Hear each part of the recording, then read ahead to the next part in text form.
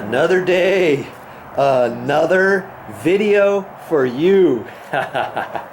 It's time for me to get back down in the pit. How many more times do I have to go up and down this ladder?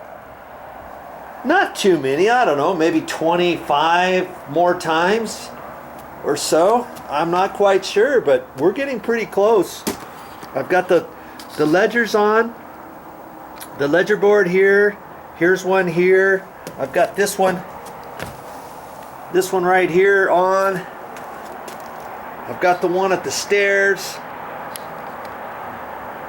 on, and now it's about time to put the other pieces up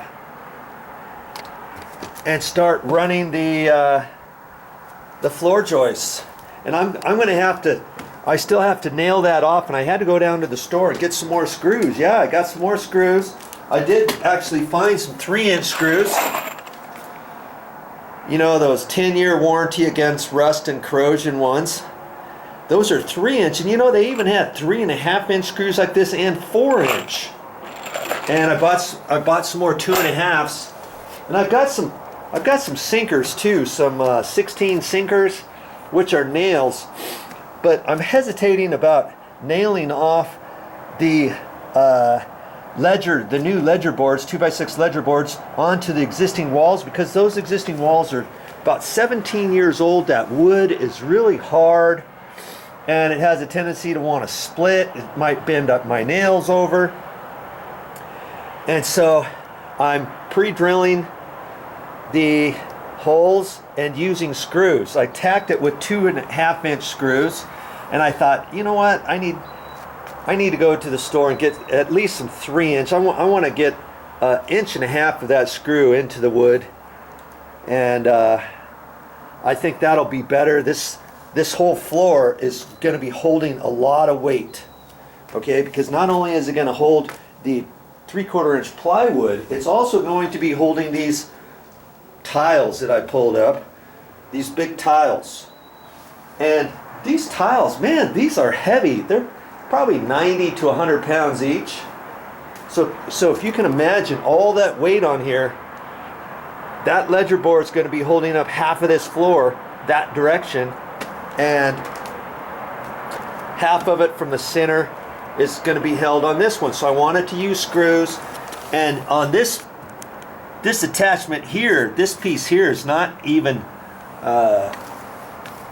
regular Douglas fir wood like the studs over there and the wall plate and all that. It's like plywood through here from TJI joists, floor joists, and there's a band that they use, and that's plywood. So definitely I wanted to screw this one in, so I had just some screws on both ends, and I put liquid nails in there, and I've got to make sure I screw that off too.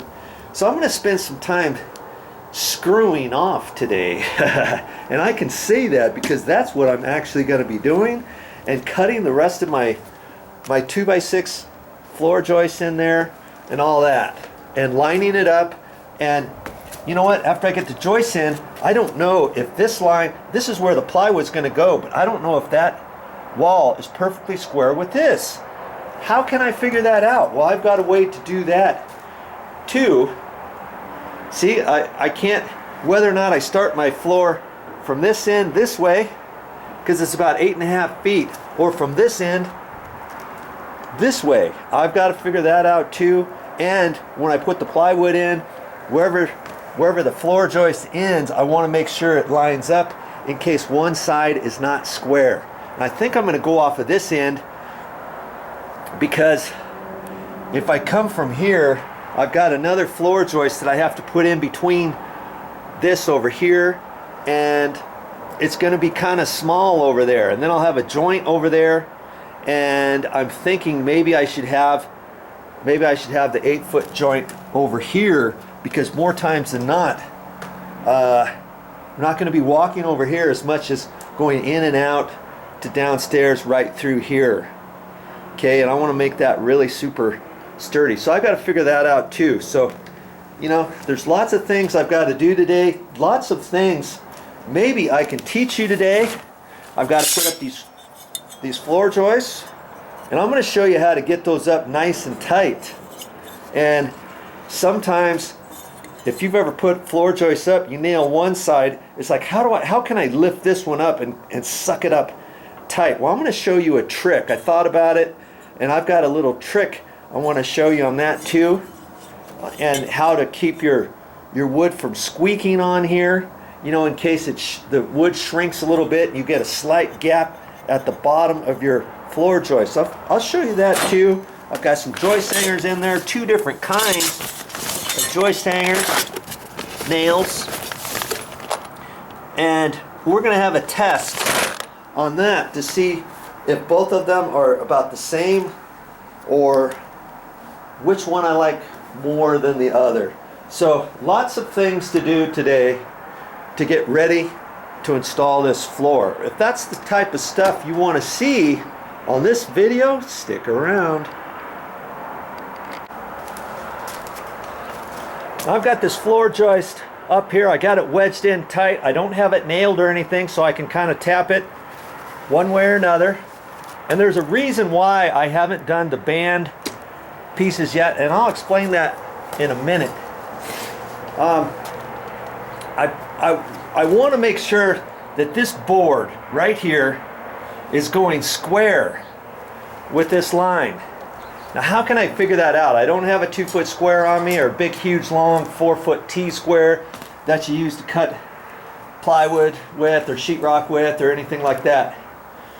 And it's like I don't have any outside corner or inside corner to measure off of, do I?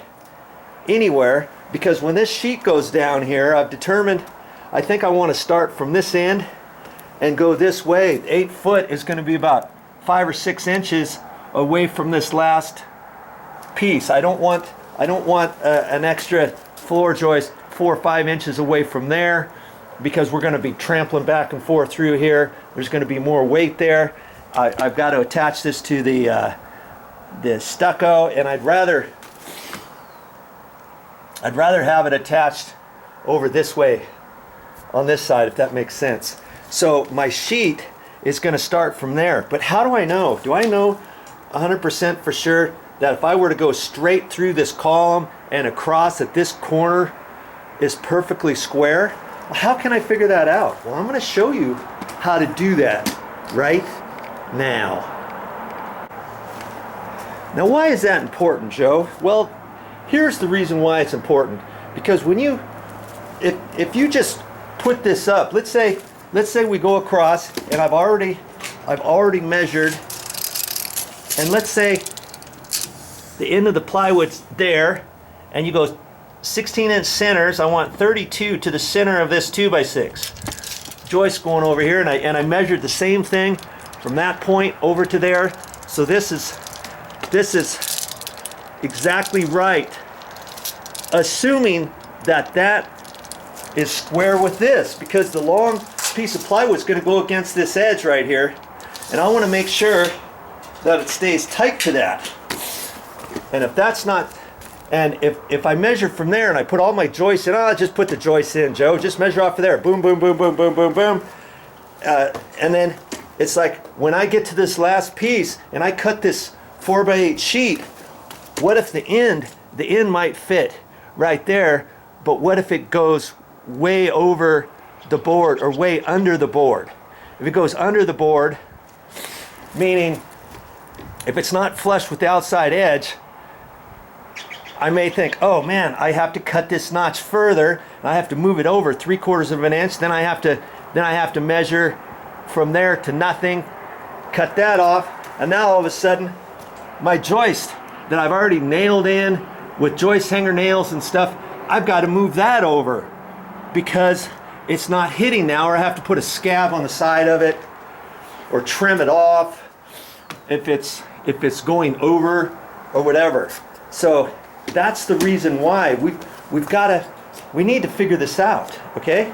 And here's my trick to figure this out, that I can measure this and know that it's square with just my tape measure. here's one last thing. Okay, I got to measure from the stucco on down to there. Remember? And it's really hard to do that when you're running your tape measure. Let's see if I can't show you this. When you're running your tape measure into a corner, you know, it's hard. It's hard to see exactly what that measurement is. So that's why I say, when you look on your tape measure, and on this one it said plus 3.5, and I saw it right in here. And some of them are plus 3. I've seen some of them smaller than that, depending how big your tape measure is. This one happens to be a 30-footer. You can get 10, 12, 16, 20, 25 foot, 30. I think I've even seen some longer than 30 feet. But in any case, this was 3.5 inches. So I'm doing a measurement up there, and it was 42.25. If I pushed it right in the corner and I hit the wall at 42.25 to where I could see that, and then right at that point I can add 3.5 inches because I know the tape is right in the corner. So that was 42. If I look at 42 and add 3.5, 42, 43, 44, 45.5 plus a quarter is 45.75. And I know that is what the measurement is,